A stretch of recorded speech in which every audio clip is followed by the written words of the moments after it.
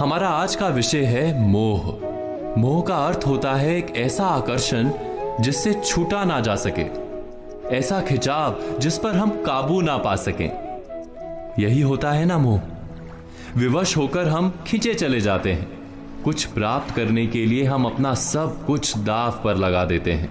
वो मोह का पात्र कोई व्यक्ति हो सकता है, सत्ता हो सकती है, संपत्ति हो सकती है, कोई वस्तु हो सकती है, या शराब और जुए जैसा कोई व्यसन हो सकता है। जिस प्रकार लोहा चुंबक से छूट नहीं सकता, वैसे ही हम अपने मोह से छूट नहीं पाते।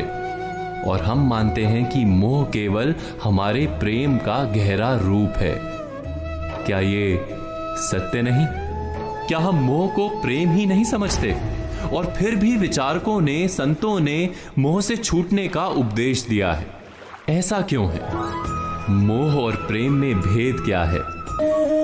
हमें तो सदा ही हमारे मन का मोह प्रेम लगता है, किंतु गहराई से विचार करेंगे तो हम तुरंत ही जान पाएंगे कि प्रेम और मोह के बीच एक बुनियादी भेद है।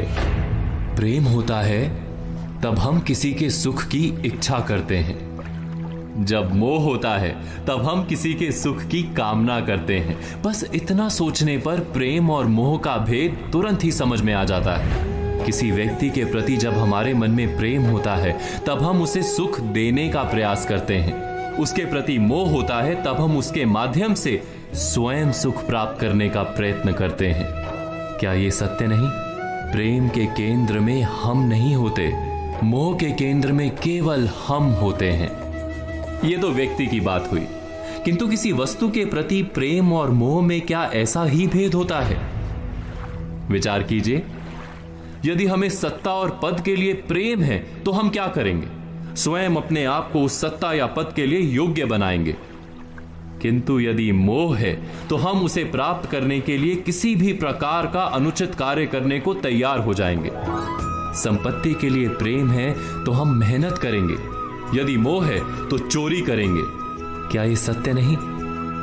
जिस वस्तु या व्यक्ति के लिए हमें मोह होता है, हमारे सारे सुख का आधार हम उसे ही मान लेते हैं। जब वो प्राप्त नहीं होता तो हमारे मन में विक्षिप्तता प्रवेश करती है, जुनून पैदा हो जाता है। रात दिन हम उस व्यक्ति या वस्तु को प्राप्त करने के बारे में सोचते हैं। उसे प्राप्त करने के लिए उचित अनुचित का विचार नहीं करते। यही कारण है कि मोह से भरा व्यक्ति स्वयं को और समाज को हानि पहुंचाता है। क्या मोह से बचना इतना कठिन है? नहीं, मोह से छूटने का सरल सा उपाय है। मोह को प्रेम में परिवर्तित कर दें।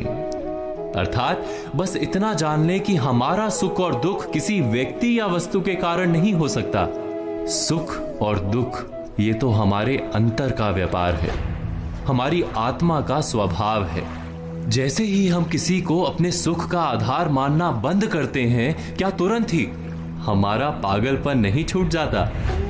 एक छोटी सी बात से ये विचार समझा जा सकता है। बचपन में खेल के लिए पागलपन था, बड़े होने पर खेल के प्रति प्रेम अवश्य है, किंतु अब पागलपन नहीं, अर्थात मोह बांधने का प्रयास करता है, इसीलिए सदा ही दुख का कारण होता है। प्रेम मुक्ति देता है, इसीलिए सदा ही सुख का आधार बनता है। इस पर विचार अवश्य कीजिएगा।